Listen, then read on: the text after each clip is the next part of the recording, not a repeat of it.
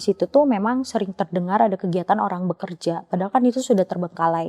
Jadi kayak seperti mukul-mukul palu, terus ada bunyi zug zug zug, pokoknya orang kerja lah, perkayuan seperti itu.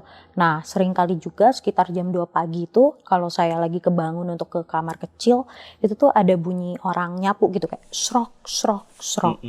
One day saya ceritakan sama teman saya kalau saya tuh sering dengar malam-malam tuh ada orang nyapu srok srok srok. Jadi saya mikirnya positif, mungkin ada orang atau makhluk lain yang emang nyapu gitu. Tapi teman saya tuh menjelaskan katanya kalau dengar suara sapu srok srok srok gitu tandanya ada rambut yang panjang lagi gesek-gesek tanah gitu Iya, itu katanya.